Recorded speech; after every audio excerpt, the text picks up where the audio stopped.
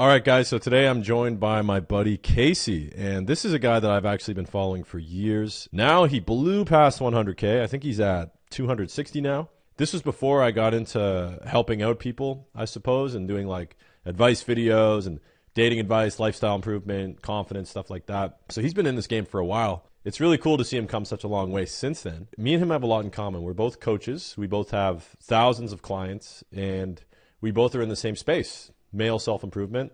We're also both in our 20s. And I think we're some of the few coaches that are actually in our 20s, which gives us a very different perspective than most. And I'm feeling good. I like a dude who fucks his life up and then gets it back together. So before we get started, guys, make sure you hit that like button. Let's get this to 1,000 likes. All right, guys. So Casey Zander is in the house. Thank you for doing this, brother. Absolutely, man. Thanks for having me on. I'm excited to speak with you. Just before you hopped on, I did the intro where I was telling my camera that, I've been seeing your stuff for like 3 or 4 years now. And when you were very small, I think I messaged you saying like, dude, keep up the good work. And you're at like 5K subs or something. Yeah, you were one of the first. I know YouTube Studio gives notifications when bigger channels comment stuff, and I saw you pop up. And yeah, man, here we are today, 2-3 years later. So I'm stoked about this. I feel like one of the things that's different about us, especially in this space, is that we're both actually in our 20s. And it's a lot different when we give advice and information and stuff, because not only are we talking about the things that we preach, but we're actually still living that. And in this industry in particular, a lot of the self-help, self-improvement, dating and stuff like that, a lot of the other bigger channels, people that are talking about this, they're in their late 30s, early 40s, even 50s. So give us a little background on you, because a lot of my followers might not be familiar with you. Yeah, so my channel, I started off in just general like self-help. I came to help men with other topics when it comes to like dating, masculinity, like understanding female dynamics and stuff like that. I kind of grew like a movement around it, to which I call Headman. That's kind of like my official branding and whatnot. Yeah. I have thousands of people in different sort of, programs, mentorship, stuff like that. So what I started was I just started making videos, essentially helping guys to serve them at the highest degree that I possibly could, just from my own, expertise or experience. And here I am today. I just kept with it. You were a personal trainer, right? Yeah, so the first like 350 videos that I ever produced on YouTube, they didn't get any traction. Like I had under like probably 500 subs, like nobody saw them, Yeah. but they were like really good in my eyes. Like I put a lot into them. There's a lot of like factually correct information. They were all in fitness. So like I come from I'm a big believer like every single guy should like be working on their physique or like building their body and their strength fundamentals first. And that's what, the whole first couple of years of my YouTube channel was about, is like I was showing guys specifically how to get stronger, how to have a better body, like the ways that I would eat food, the way I dieted, all that good stuff. Right. That's very interesting. You went over 350 videos. Mm-hmm. And you still didn't even crack like 1,000 subs. No, and dude, to be honest with you, I probably only got 50 subscribers that were like organic through YouTube. The other 500 or the other 450, this sounds really embarrassing, but dude, it was just like clients that I was working with locally that would subscribe to show support, or it was people that I would literally direct message on Instagram one by one saying, hey, can you please subscribe? Hey, can you please subscribe? Dude, like, I had that's no insane. traction. Yeah.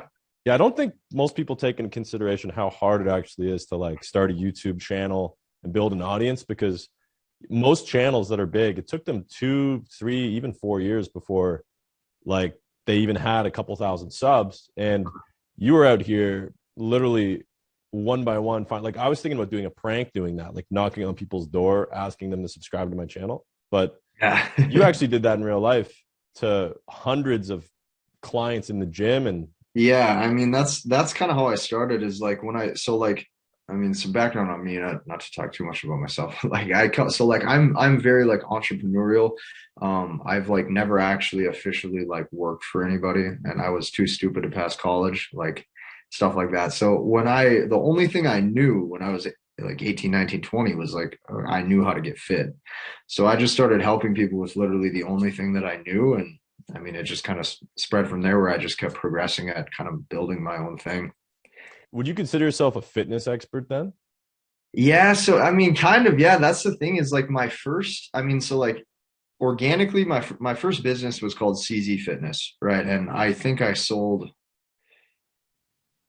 500 to 600 clients just locally here in North Dakota, strictly through like word of mouth and writing blog posts on my website. So yeah, I mean, I was that was my first professional service was like I would get people a fitness transformation.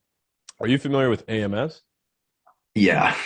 Okay, my guy, he had a similar journey. I don't know if this was similar to how you switched over, but he was doing personal training, and then all his clients would come to him and be like, "Yo, like this girl's been doing this shit. She's been playing games with me. Like, how do I react to this?" And then he kept giving advice to them, his personal Yeah. training clients. Yeah. And then at a certain point, somebody was like, "Yo, dude, like, you ever think about just doing this as a Yeah. job?" Is that kind of how you got into it, or what made you transition from fitness advice to like dating advice? Dude, it was really funny. I remember specifically, so there was a guy in my hometown and his girlfriend at the time like got in my face over FaceTime and started chirping at me and was being like really aggressive verbally. Like I'll keep it PG for Yeah. everybody. She was being extremely rude. And I remember this sounds cliche and this sounds funny, but I remember the exact day like I looked at him and I said like, man, I'm like, if she has the nerve to talk to me this way, I go, Lord only knows how she talks to you. And I hung up and I just thought to myself, like, I was like, I have to start actually helping guys with like why their women are pulling away, or why they're having dating issues, or like why there's such like abrasion between both when dating.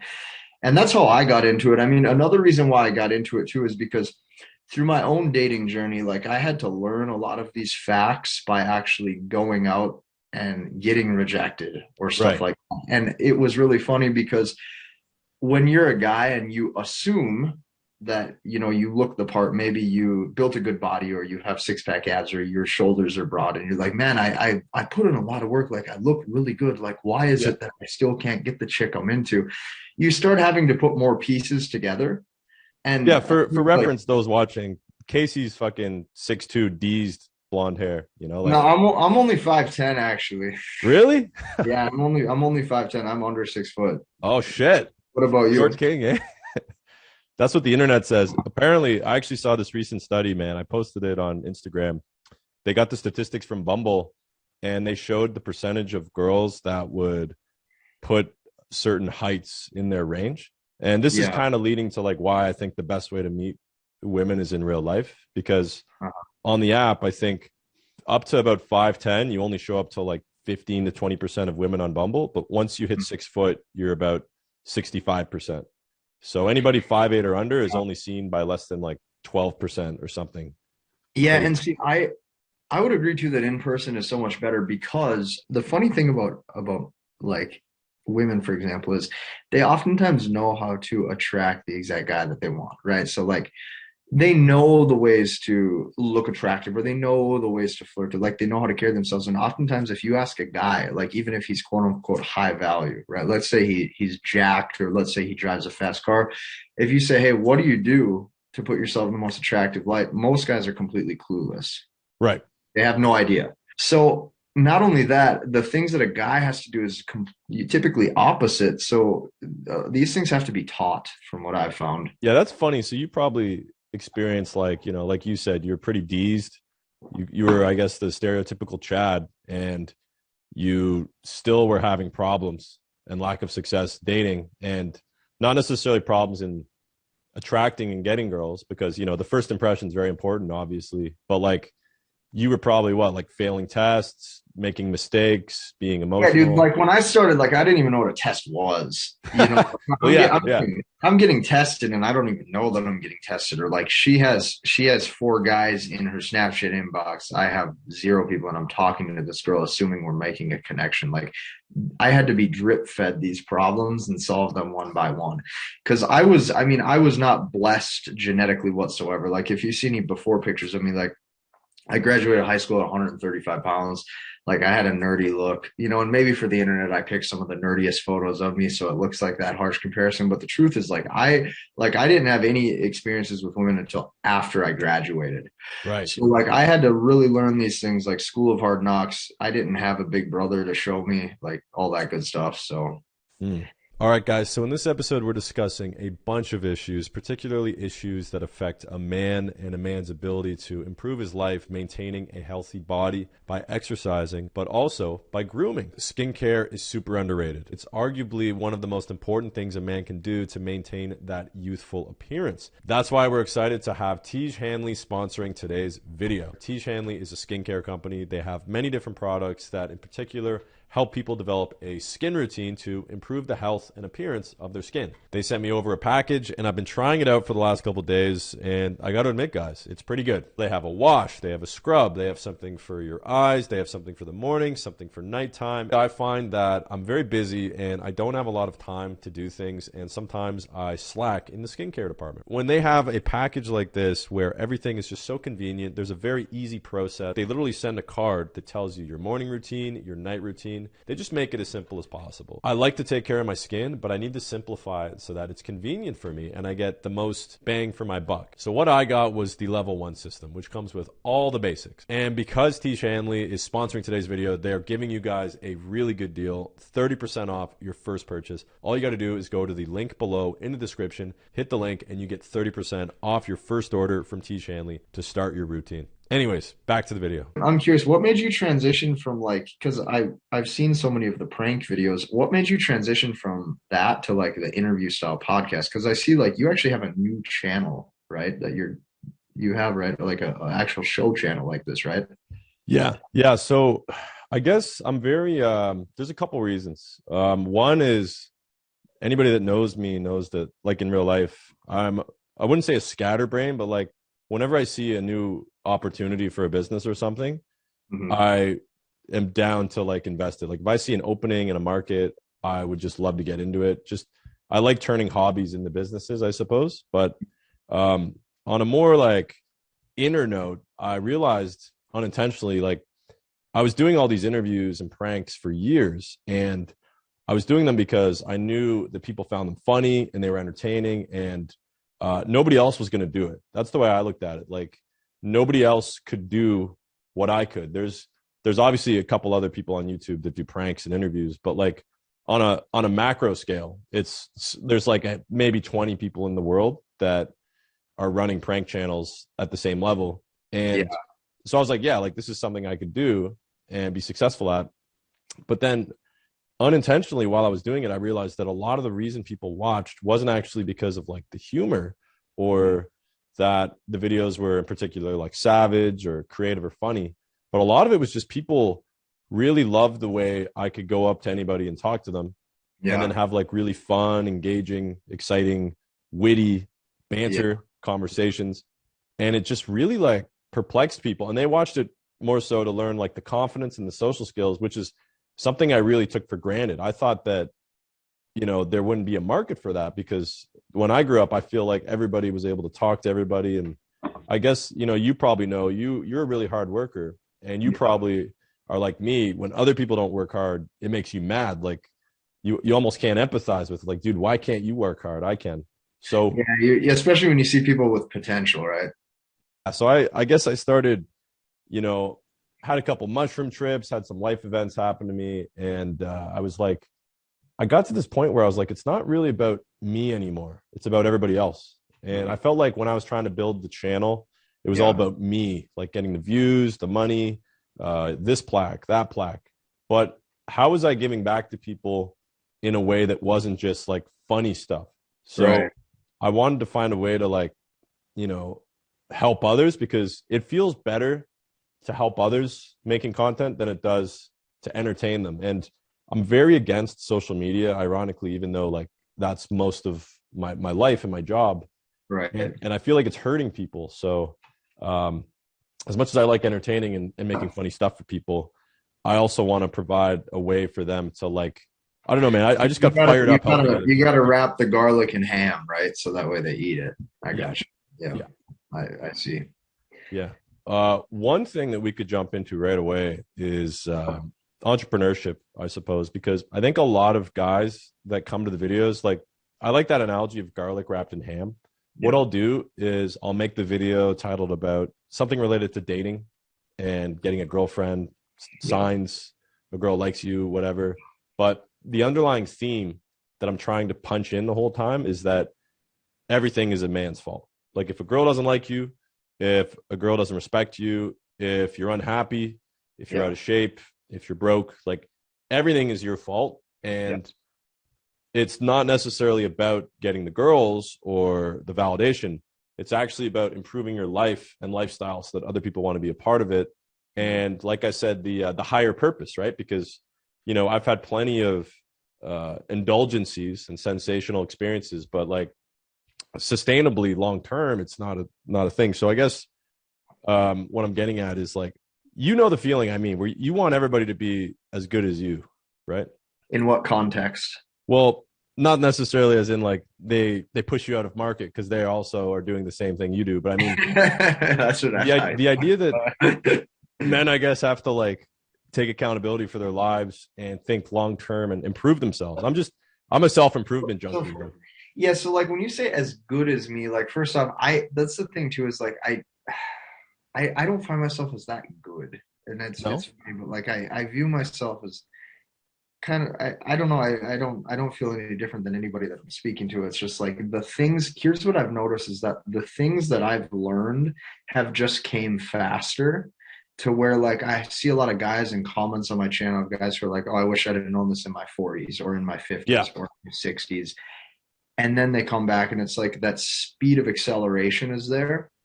So I mean, it's just like we all learn things at quicker paces.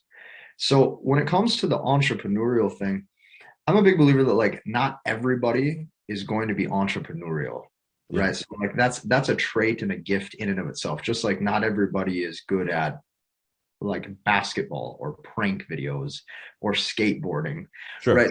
There's a certain cut of person that's an entrepreneur and a person who's highly creative, highly intuitive, and knows how to do those things. But as far as like the underlying premise of it, like as a man, you definitely 100% want to be in control of your income, right? Have vision and mission and principles that you live by that drive that ship for you. And that's the only way to kind of fight like stagnation, right? And those are some of the things that I found helpful in my life. right, yeah, that's what I mean. I guess in a way, almost self entrepreneurship, like solving the problems in your own life, right? Because I think the statistics are going to show that like less than 1% of people end up being successful entrepreneurs. Yeah, and I think that people is dependent on what cash flow level you're at. So like if you're 18 and you're broke, the only thing that you are probably going to be able to, sell is going to be either your time or your services or some sort of thing that doesn't require overhead. Right. Eventually, if you get enough cash, you can maybe graduate into a higher level entrepreneur. Well, maybe you have a physical product or a physical service, right? But the thing is the amount of skills you're going to have to acquire when it comes to marketing, leads, product ascension, right? Client retention, client fulfillment, how to, you know what I'm saying? Like there's baby steps to all of this, just like there's baby steps to going from 135 on the bench to 185 to 225 to 275. Like there's levels to this. Right. So did you find like at what point did you realize like I'm really good at explaining this to people and kind of helping them through it? You maybe can relate to this too when you said you were in the come up, like to be flat out honest, my beginning years was more on scarcity than it was on like figuring out what I'm good at, because I was to the point where like, okay, I'm not smart enough to pass college. Like I failed college algebra 4 times. Mm. I don't want to sit in an office all day. I have no idea what to do and I have no money. Like it's time to grind, and like this is the only thing that has to work because it's all I know what to do, and I made it work. You might Here, have felt like that too. let me put it this way. Like if you did pass algebra, if you were just a little bit smarter, I suppose, in those terms, would that actually have probably put you into like a 9 to 5 that you would have done for the next 30 or 40 years and possibly led to some other problems, right? Yeah, and there's a chance of that too. I mean, I think part of it's fate, and some part of it is you're dealt a certain hand too. But yeah, like Yeah, that's a good question, and I'm not sure I know how to answer that. I mean, when you first got started, like what made you know that you were extremely gifted at communicating or showing people? Was it just the massive traction that you got with how viral the videos went? I mean, yeah, I was running a business before, and it was related to sports highlights. Hmm. And there was a big event coming up. Conor McGregor was fighting Floyd Mayweather, Yeah, and I thought maybe it'd be funny to like for this video instead of just doing highlight reels, yeah, I actually go out on the street and interview people, ask them who they think would win. yeah. And I put that on my sports highlight channel, and Hmm. everybody at that point had never seen my face, and they're like, "Yo, dude, like this was really good. You should start a channel just doing this." And then I did, and then over the next couple of years, I suppose so many people came up to me and just told me like, what you're doing is it's so fun to watch, and I wish I could do that, and the social skills. And I guess I just when all you do all day is go and talk to people, you get really good at it. And Right, right. I it just kind of found me in a way, which is Yeah, weird. that's how it was for me too. When you say like, when did you know you were good at this or good at helping people or something like that? Man, it was just like, like for example, I have like 1,100 videos on my channel. Like it got to the point where it's like so many testimonials were not only flooded in through client successes, but like just from the sheer like that's the thing is like I'm a firm believer you can outwork anybody or you can gain more success than anybody just through sheer volume. Right. And that's where I make most of my gains with anything is like not skill, gift, or talent. It's just like sheer volume of production at a Yeah, so quicker that's one of the things that you embody too. And I think that one of the messages I'm trying to push on this channel too is that I know like it's very cliche, like, you have to work hard and whatnot. But I think what most people are doing wrong is they're doing too much. And I think that the best way to be successful is to do less because now it's easier than ever to just be filled with distractions, things that come up in our lives. And yeah, I know you have a lot of hot takes on this. So what do you think about that? People filling Oh, dude, their lives up. I can give you an actual like business. So let me give you an example. So I can go into this one hard. So this is before I learned the aspect of product ascension and client ascension when it comes to businesses. So when I was very broad with my services and focusing on a lot of things, like I had the masculinity blueprint over here as a product. I had the relationship blueprint mastery over here, which was a service where I was helping married men win back their wife if they were in the middle of a divorce. I had a product where I was helping guys with fitness, right? I had a guy with, I had a bunch of different stuff going on. Way too many products, way too many, all that.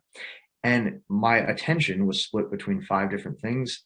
And for those of you that don't know what like product ascension is, it's putting people from one service to the next because your highest value customers are the one that have already purchased one thing from you.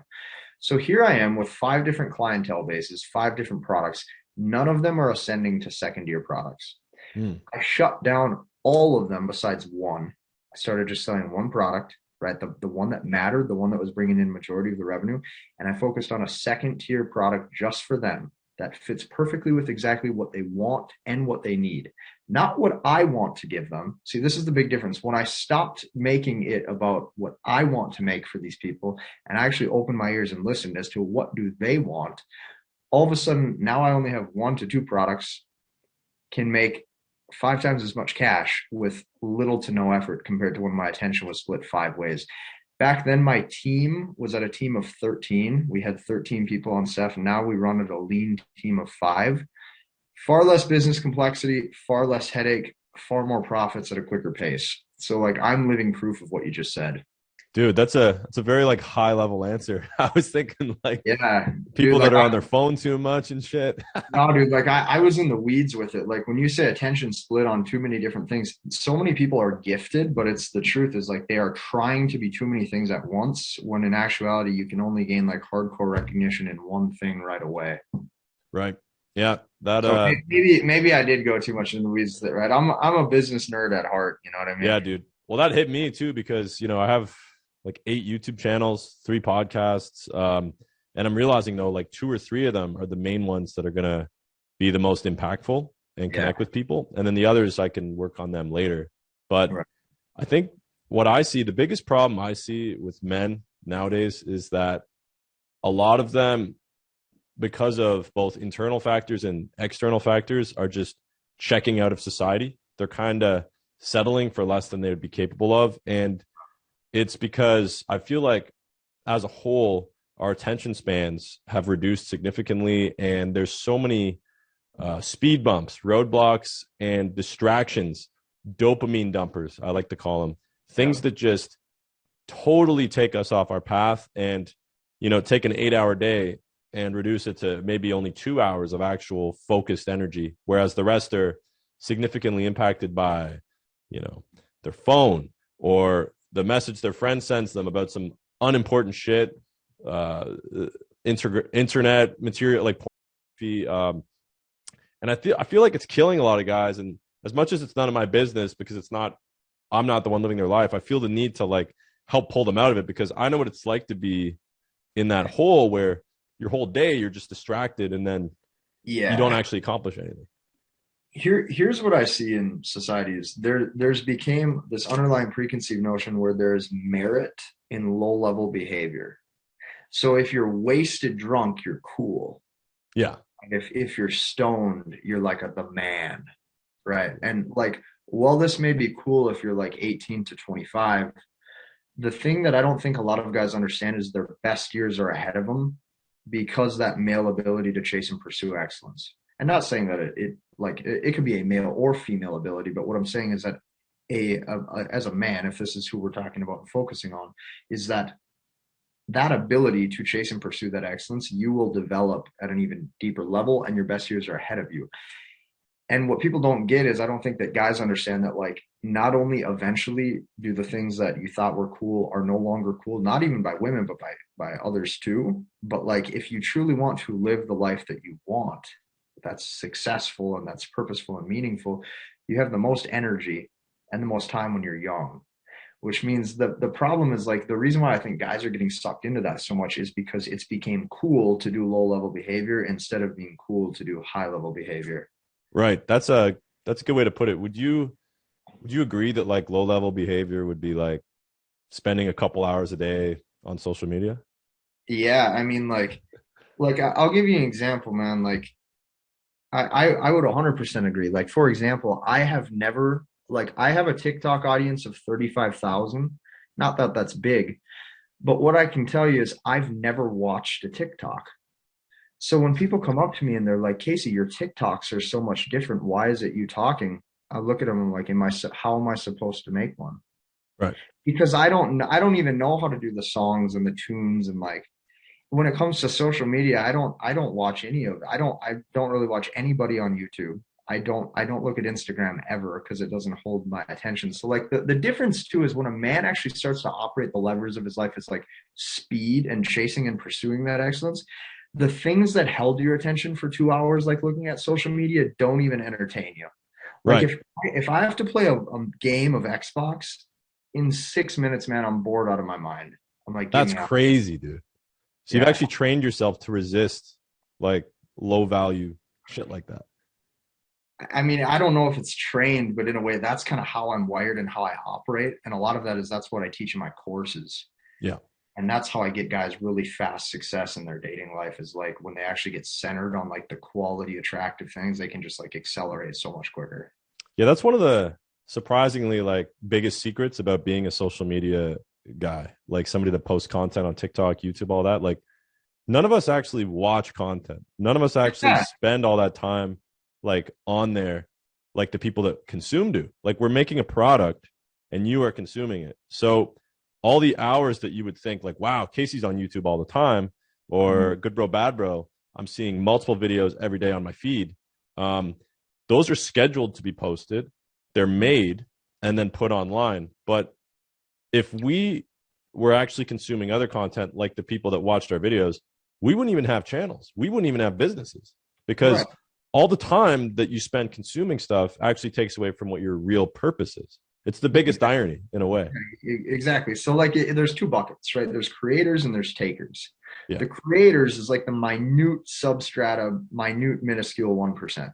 The takers are the people taking that creator's content, or vice versa. You can apply this to business, marketplace, economics, whatever. Like, the creators, a small amount, or the productionists, the ones consuming that, it's reverse. So Yeah, like if you spend your time being a creator and not even creator of media, like creator of whatever a guy would want, right? Maybe you want to create artwork, maybe you want to create a product, maybe you want to create a local community, like nonprofit, like whatever it is. The quicker I think a guy can start to move the levers in his life to be a creator, like Yeah. that's when you feel the strongest. Yeah. I feel like there's three types of people. There's people that consume. That's Hmm. about 90% of people. Yep. And then there's the people that create and consume. And that's probably like 8 or 9% of people. Yep. And then there's people that just create. And Yeah. that's like 1%, if not less. And Yep. those are the ones that are actually making a dent in the universe. Yeah. Yeah, exactly. Yeah. Yeah, and these things like I think, dude, man, the truth is like not, I don't think every guy is like not there. It's impossible for everybody to become high value. Yeah. It's, like that's Well, the sheer it's so volume. true. I agree, man. That's one of the hardest things too. Like a lot of guys, yeah, they never will be high value. And let's be honest, let's break down that term high value because I know a lot of people online take like, oh, alpha, high value, dominant, right? Like break down what your definition of a high value man is. Yeah, so my definition of high value would basically just be somebody with recognition at a trade or skill or industry. So it doesn't matter if you're a pro football player, an entrepreneur, a pro skateboarder, like anything, maybe you're a software developer, whatever it is, like I think you should have recognition and competence in a specific area where you're useful. Yeah, so you have like status, experience in a certain field or niche, and you provide value to large amounts of people, or if you're B2B, small amounts of people that pay a lot, I suppose. Yeah, and it can relate to a marketplace or like regardless, like I think like the definition would be like you have competence or an acquired skill set to where you're viable and you're useful. Right. And That's I view yeah, as a high value now. so I suppose though, I guess where most people go wrong with high value is they think that it translates over to like dating, high value with women. So what would be your definition of high value when it comes to dating? That depends on your belief sets. Right. So that's So going to vary from individual to individual. okay, I'll give my definition of it, I suppose. Yeah, So high value in dating would basically just be somebody that has a lot of options. And what's funny is a high value guy still doesn't have as many options as a low value girl does, just because right. men and women are different, Very right? true. Yeah. And it's not women's fault. It's just that men are so competitive and thirsty, so to speak, that we're willing to like undercut, undermine, or overpay, over validate, give too much attention to women. And that's why there's like they don't have to try as much. They just, it's Right. a lot easier, right? Yeah. But it's actually men's fault. Um, Yeah, I mean, I agree with you on that too. Like that's a good way of putting it. A high value man will still have fewer options than a low value counterpart. A low right. value, yeah, that low value companion or female. Here's Yeah, an angle for you. that's fine. Let me put it this way to set this up too. Until about, I'd say like 25, 30, most people don't really think about anything but like their hormones and their bodies telling them, I need to like be liked by others and I need to be liked by the people I'm attracted to. So I have to have success in dating and I have to please my parents, all these, validation seeking motivations, right? So what's interesting though is if you're born, say, a woman, that end, like the validation from the opposite sex, is very easy to get. It's very easy to date. And if you wanted to have children and get married, and that end is really easy. But for men, it's very hard. But what men don't realize, I suppose, is that, even though they start at a lower point, they have a much higher potential to be successful in that realm. But the only difference is they have to do work because, women inherently are born with the value of how attractive they are considered to men. And yes, they can improve it a little bit, go up a couple points, personality and all that. But what's beautiful about being a man is you could be short, funny looking, very awkward, not the smartest guy. But if you work hard for like 20, 30 years, I guess till the age of like, 30, 35, Right. that you can actually surpass the natural advantage that many women are given, but also like good looking guys are given. And that's almost like, it's a game. You can either be born at a really low point, but reach the highest level, or be born somewhere in the middle. And it's kind of easy, but like, do you ever really, overcome that insane struggle? Is it really like worth it, I suppose? Yeah, I mean that's the thing is I think like it depends like what a guy actually values, but every single person needs to know that there is more potential if they work at it, and I think like that's just like a little unknown fact is like most guys don't know that. They what you just described of how you can be XYZ, XYZ, XYZ and not very good, but if you work to improve and you climb the ladder of whatever rank you're trying to contend in, right? Like you can definitely have more options for yourself. And I think like most guys just simply don't know that.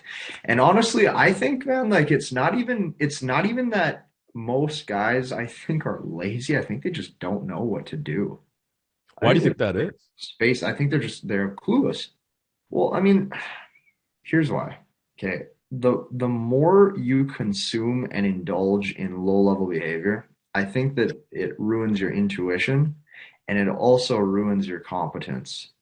So while you're slowly numbing yourself out, like I'll give you an example. Like if I go get drunk on a weekend, I'm naturally going to want to eat bad food, and then I naturally want to be more sedated. And that's the right word is sedated.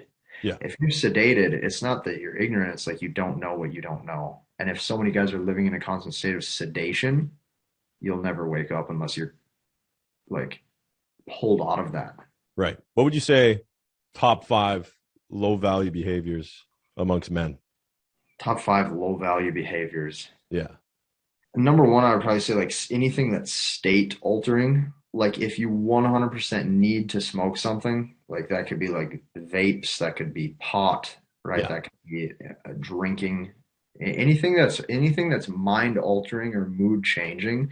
I think that shows lack of confidence and it shows that your current reality and your current state is not what you wish it was. Therefore, you have to exit that reality and make your own or go somewhere else. So reliance on a substance.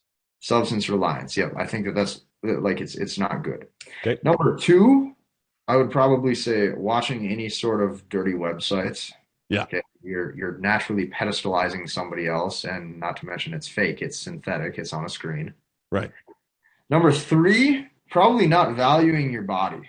Right. So if you're not taking care of your fitness, you're not taking care of your health, that's the only vessel that you have. That's the only vessel, and like the body carries the mind. Like if you have a weak lethargic body, make no mistake, you will have a weak lethargic mind. Right. And that just goes hand in hand. The fourth, I would say, is chasing some sort of career path or not even chasing anything that has no purpose. Like if you're working dead end jobs, you don't have a pursuit or a goal, you start to accept life as is. And if you just accept life as is, there's no growth. Right. And then number five, I'd probably just say like giving all of your validation away, and not being centered spiritually. Okay. Those are 5 good things, man. I'm thinking, like we were saying before, that's a lot of people. And for some reason they're just consumed by it. I know you could say like, well, it could be society, it could be the way people are raised, it could be a lot of different reasons, I suppose. But one thing I've realized is the first half of somebody's 20s, there's just naturally an abundance because everybody around you is in a pretty good mood. If you're a student, so to speak, or a young person, society is much more forgiving of you, much more lenient. If you're still working a low value minimum wage job, people are like, oh, like you're young, or oh, you're a student. Like that pressure isn't on you to really change or improve. Yeah. And you have many options to go out and meet people because all your friend groups, same thing, they're chasing the substance altering behaviors like going out to clubs, bars, everybody's playing video games. All your friends from high school, they have like a group chat, the Xbox server. So everything it feels normal. You feel very fit in, even though you're not actually doing anything. But I'll also say too that you can get a lot of women doing that as well, just because like you're in these social environments and situations, and compared to all the other people around her, you seem to be pretty equal value to all the options, right? Yeah. No. But then what happens is the older guys come in, the guys that are now in their late 20s, early 30s, and they have money, they have a business, a purpose, they have a group of people that they built not on going out and drinking, but on like an actual network of guys that have businesses or skill sets. They have things that make dating more convenient, right? So they have a vehicle, they have a house, they have a job where they, you know what, if I want to take a Friday off, I can. And then all these guys come in. So I guess what I'm saying is the second half of 20s and then the rest of a man's life, the first half of 20s, abundance is given to you. Yeah. And the second half of 20s and the rest of your life, abundance has to be created. Right. Yeah. I completely agree. Another thing too that I think guys need to remember is like you have the leverage in any relationship if you start to do the work and you watch the fruits of your labor pay off as your 20s expand into your 30s and into your 40s. Like you will actually there's so many guys who've been in my programs too who've been like chasing excellence and pursuing the things in life that are meaningful, and they'll be like, man, you know, like I remember when I was 22 and it constantly seemed like I was in chase and I was in pursuit, you know, and the women I was talking to, and now all of a sudden it's like the women that I'm dating, like I'm at the leverage where I'm now the one who's the chooser and not just the one waiting to be chosen. So the work pays off. And I think guys just need to I'm a big believer that like every guy needs to fundamentally understand that you have a responsibility to your genetic legacy. Like, whoa, that's heavy. It's true though. There's only two markers of success in the entire world, right? There's survival value, like how well you can survive. And that's why in the beginning of this conversation, I said competence is so important. And that's what I deem as high value, because you have to survive. Food, water, shelter, skill sets. You have to continue to make your heart stay beating. Right. If you can do that, that's one aspect of success. The second is replication value. If you can't have replication value in the real world, there's no markers that say your genes are good enough to consistently carry on. Right. So guys understand that it is your duty to your genetic legacy to increase your survival value. You will win. And that's all there is to it. Damn, that's heavy, bro. I'm gonna tell you one thing. When you say like, did you brainwash yourself to like not get a dopamine hit off video games and get it off work? The answer is no. That's not the case. The case is that I understand that I have a duty to my genetic legacy. And if I want high quality options, and if I myself want to have high quality offspring, therefore I myself must be high quality. There's big motivating factor. Yeah, there's no higher marker than your genes carrying on for proof of concept. You know what I mean? For those of you that need direct one-on-one help, I do have coaching services available. I'm booked for most of the rest of March, but April, I still have about 50% availability. The guys that I find the most benefit from this are usually dudes in their 20s or 30s that have a purpose, they have a passion, they're working towards something in their business life. They usually have a really good income coming in already, but they have major approach anxiety. They aren't able to get with the women they want to. They're using dating apps, but they don't actually have a girlfriend that they want. They don't actually have a girl in their life that's providing value to them. Or they do have a girlfriend, or they are dating girls, but it's not going the way they want to. And there's also a lot of guys that had some trauma or past failures or rejections or something unrelated to dating, and it's destroying them inside, and they need to get that charisma, that confidence, that swagger back, right? So I can help you guys out with that, and I'm really passionate about it. So if you'd like to book a one-on-one call with me, go to the link in the description, and I look forward to hearing from you guys. Here's a question for you. Do you think that it's easier today to reproduce if you're like an average value guy? I do, if you understand the things that you and I are discussing. I think it's no, I mean people that aren't woken up yet. So I feel like a lot of guys will essentially think, hey, you know what, this is good enough. And then because they don't have high standards of themselves, it translates also to they can't get the girls or women they actually want.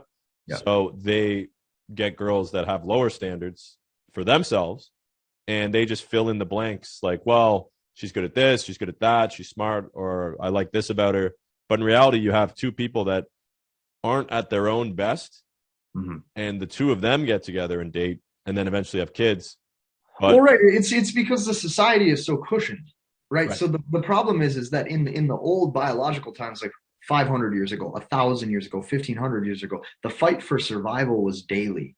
You had to consistently perform. And that didn't matter if you were 20, 30, 40, or 50, your wife or your companion or whoever you were with, she had to consistently watch you perform. And you had to be good at directing and leading so she could help you perform so you guys could literally stay alive. Right. Nowadays, if you got your apartment and you got $2,000 in cash and you're like, oh, I'm good on rent for like 2 months, like the females you're dating are going to see stagnation. Yeah. So to men, they look at replication value so much deeper, right? Beauty, shape, like, oh, she's so gorgeous, replication value. For women, they look at that survival aspect of how competent is he? Can he consistently thrive and have that success? And I think if, as a guy, if you start to put two and two together, well, I hope I'm going in the right place with that. You increase your potential, right? Right. You increase. Yeah, I'd say like the first half of, for women too, when they're interested in dating, from like probably the age of like 18 to 25, they're mostly interested in, the good looks, fun, exciting lifestyle, nights out, traveling, alcohol, loved by everybody, like a lot of basically like, good looking Chad shit, right? Fun time. I still think there's a reason for that though. Because that's the mainstream YouTube dating narrative. And I think that because when you look at, I think that some of that is societally induced. Now, hear me out for a second. Yeah. There has never been a time in history where society was this cushy. Now, keep in mind like the reason why breeding or mating with low level people is so common is because you can get away with it, right? Back like before contraception was even invented, if you had intercourse, there was a chance that pregnancy would happen. Right. Therefore, a woman had to look for men with good qualities and good survival value. Because if you didn't, that's a chance for not only your offspring to not survive, but also you. Right. So I think a lot of these things are societally induced. Like it goes against the intuition of what, you know what I'm saying? That's a good point, actually. Yeah, because like if you have safety nets with society and you have safety nets with contraception, well, therefore you can make bad judgments. If I knew with business that all I had to do was go bankrupt and then all of a sudden the next day I could just take a plan B and my cash reserves would recoup. You'd have like 8 YouTube channels. I would probably play a bit more risky. Yeah. But real world doesn't work like that. But since real world has been twisted, now it does. Well, I guess. So, that's kind of my take on it. Yeah, I would say that's a good look at it. So technically, women can be less selective than ever because in history, when women had to reproduce like hundreds of years ago, thousands of years ago, they had to be super selective because, like you said, there weren't contraceptives, and whatever child they do have, right, you have to have a guy that's there to extremely selective. Yeah, super selective, and it was actually easier for multiple women to just share the same guy, as opposed to the other way around, one on one. Right. Yeah, but nowadays, I think that the reason women aren't as selective. And it's not necessarily saying that women are out here banging ugly, low value guys, because they're not. Statistically speaking, they're not. Right. But the problem is the reason so many women are able to hook up with guys without being selective is because the men are like, fuck it. I have such a high testosterone level. I have so much energy. I'm so thirsty. Like, men are out here and, we're all guilty of this. Like, if you can get with a lot of girls, then you will, right? Yeah. Men are not selective. Right, exactly. And I think like the biggest power position you can be at in your life is where like you have the ability to say no far more than you say yes. And what I mean by that is like I myself have witnessed men who were 6'2", 6'3", good looking, take advantage of the marketplace like that and indulge in lots of sexual options. Yeah. And they do not necessarily feel good. So it's not saying everybody feels great doing that. They will try it because society will tell you that you should. But I've witnessed numerous men who, from the outside looking in, you would say they're high value, they're confident. Look at them. Look at that haircut. Look at that jawline. Look at that musculature. Yeah. Dude, act right. And you would not believe the men who I've seen with the demons that they're left with because of it. Now, that's not saying everybody, but there definitely is some. So I think a lot of it too, man, it's sugar coated and it's painted as a picture of if you indulge, there's no repercussions, when in actuality there is. In a lot of ways, it's just Well, not yeah, possible. you're wearing down what satisfies you, right? Like, for example, if you're eating junk food all day and then you throw a vegetable in front of you, you're not going Mhm. to want that vegetable. But if you don't eat it all and then you throw a vegetable, you're like, man, it's the best fucking broccoli I've ever had in my life. Yeah, yeah, to an extent, that's a way too. You know, Yeah. there's a there's a So lot of different ways of looking at it. that's an interesting point, though. Like, at the end of the day, like, as long as men are giving validation and attention to women, then women have no incentive to treat guys better. Here's another twist for you. Giving a woman what's between your legs is giving her the ultimate form of your validation. Mm, I guess that's true. Yeah. Well, same with a woman, right? Yeah. Like, Yeah. I mean, listen, I'm not saying guys shouldn't screw if they want to. They can if they want. But what I'm telling you is that from the guys that I've seen, it has not served them to the degree that they thought it would. Right. That's what I've seen. And that's after meeting other entrepreneurs.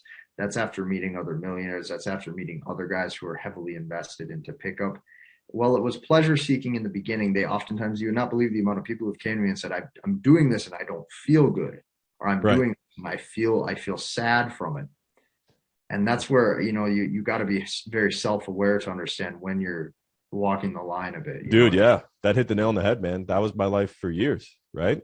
And then at a certain point, I was self aware and I was like, I'm living this lifestyle that a lot of people would dream of and they look up to and think it's like the funnest, wildest, most awesome time. But I realized like all I'm really doing is celebrating myself, like a hedonistic kind of world of pleasure and attention seeking and just fun, interesting life. But I guess, like I said, the underlying message I had to get across, especially considering I built up a whole brand of doing this fun lifestyle, is that even when you do have all that, have access to it, it's not what you think it is before you get it, right? Like there's that old saying, grass is greener. But I feel like it's such a motivator for men to get with high quality women or a lot of women, whereas they'd be better off with a girl that's 6 or 7, but is really fun, has a fun personality, and it's just a good quality girl. Because the higher up on the scale of attractiveness in a girl, the way more options she has. So you're competing with, like, you got guys with multi-millions, they got private planes, they have mansions, jobs, status, fame. And I think a lot of those options actually corrupt um, super attractive women, and it raises their standards that they could never date, Johnny Plumber or Joe Accountant once they've reached that level of men they've dated. So you almost don't even want to like get into somebody like that unless, of course, it's somebody that's younger and inexperienced, I guess, in your 20s, right? But like what I'm saying is, like, imagine dating someone like Kim Kardashian after she goes through Kanye West or Pete Davidson, right? Like she ain't dating the garbage man anymore. Right, right. Yeah, I think too it all depends on what each guy is looking for, and what his belief sets are. And I think the reason why, like, here's the real sad thing about like a lot of the concepts that I think that men digest is like, I could argue both points both ways and get somebody to believe it. And this is the problem why men don't have frames. So watch this. If I say, listen, man, you will be so much more happier in a monogamous lifestyle. You'll have a sweet wife. She'll love you. You know that you should do that, and you know that that's the right thing. So that way you can actually have a solid, stable family, right? So there's a point I just argued confidently. I could get somebody to believe that. Right. Now watch this. Dude, you're a high value man. You've been doing the work. You make millions. Why shouldn't you have 4 girlfriends? You 100% are entitled to that. Like, how could you believe that you're not? Right. If that guy has no masculine frame and no belief sets, I could persuade him either way. And that's why he has no frame to begin with. He believes in nothing because he's persuaded by anybody. Ooh. So, like, guys don't set framework for what they actually believe in. They don't set framework for what they actually think to be true. They look at the guy on the internet, they say, I agree with him because he convinced me or he persuaded me, therefore he's right. And it's Mm. yes. So what it all comes down to is your ability to be That's what frame is. persuaded by others. Yeah, that's what frame is. Like, frame is how sturdy are you within the foundations of what you believe. if you're dating a girl and she disrespects you, some guy might look at that and go, that's not disrespect. Another guy might look at that and go, that is disrespect. Whether you want to dump her or not is your choice, and therefore that is frame. It's Mm. not right or wrong, it's the ability to make the decision. So a man has to be proactive as opposed to reactive. Right. And he has to set the frame for what he believes in his life for how he wants to live. And until you can do that, you're going to be very misguided. Dude, I think that most guys, you know this, you've coached hundreds of guys, I've coached hundreds of guys, and a lot of guys won't admit this, but most of them actually don't want to hook up with a bunch of girls. They just want a girlfriend. Right. They want a girl that they can spend time with, do fun stuff with, and then the pressure is off where they constantly have to play these games, go out on dates, say this, say that, wheel. Like all that time is a headache, man. It takes away from your actual purpose and things you enjoy doing. In many ways, dating is like a massive waste of time. And, even though we both have girlfriends, we would probably recommend guys in their 20s that want to have a good life the rest of their life to like totally avoid dating, because all that time you're putting into that, you're not putting into yourself. And it's better off to invest in yourself, because that will last years from now, as opposed to a relationship that may or may not work out. Right, exactly. You have to build yourself at all times. So Yeah. 100% agree. Dude. I think this was a great talk, man. All right, dude. Anything else you want to say? We'll definitely do this again in the future, because I feel like we could break down topics much more specific as like a whole theme of an episode. This was like very much of an introductory to both of our mindsets, I suppose, to the people watching. Yeah, I agree. I hope your audience enjoyed it. As far as like plugging my stuff, I don't really do any of that. I mean, if you see my channel, you can go subscribe. If not, I mean, obviously all of your viewers, they know you got a massive following. Are you still posting on that exact platform or no? Yeah. So funny enough, dude, most of the people that follow this channel, they don't even know about my other channel. So I grew this entirely off of organic engagement from TikTok. Oh, and yeah. I never shouted it out on my main channel. So this is like a total separate experiment. Be sure to check out Casey Zander. I put the link in the description below. He does a lot of self-improvement, dating, entrepreneurial, and fitness advice too. So go check out his channel, and we'll see you guys all next week. Make sure to hit the like button, drop a comment for the algorithm. Go to Apple, give us a 5-star review. We got spammed hard by haters giving us 1 or 2-star reviews, but go and leave us a 5-star review. Get that back up, because we're trying to spread a positive message here. And also use this podcast as an excuse to get off your computer, get off your phone. Now that you've listened to it, execute. Stop being distracted. Oh, solid. All right, guys, I hope you enjoyed that. I know that I haven't done any of these Zoom call podcasts before, so I want you guys to let me know in the comments below what you think of them. The original plan with this channel was I was going to do one every other week. I'd have me and a friend debate certain topics or discuss them like the previous episodes you've seen. But every other week, there'd be an interview with a guy that I consider to be like a successful entrepreneur, a high-level bro, so to speak, or somebody with a cool story, a man that we could all learn some stuff from, right? So that's the original plan with this channel, and I'm starting to execute that. And this is what it's going to look like and sound like. We're also going to do some live streams in the future as well. And I have a lot of really cool guests coming on in the next couple of weeks. So like I said before, guys, if there's anybody specifically that you want to see, and they don't have to be somebody that's in the same space as me. They could be somebody that totally disagrees with me, right? Like a lot of these feminists on TikTok become very toxic. They actually become like female version of incels, and they get very angry. But I guarantee if I invited them on here, we'd probably have very similar beliefs. So if you guys have any suggestions for people on the other side, like, for example, women that have their own opinion on dating, and they would be a good debate, then let me know, let them know. I would love to have you on. I would love to have a conversation and go over a bunch of different topics. So I'm all into that. I'm all into having like meaningful conversations, because at the end of the day, we're trying to help young men. We're trying to help young women, and we're trying to break down the topics that are very taboo, that society pretends don't exist and doesn't like us to talk about. And most of them involve dating and value exchange between men and women. So that's what this is all about, along with self-improvement and confidence for young kings and queens. We shall see you next week, every Wednesday at 5 p.m. EST.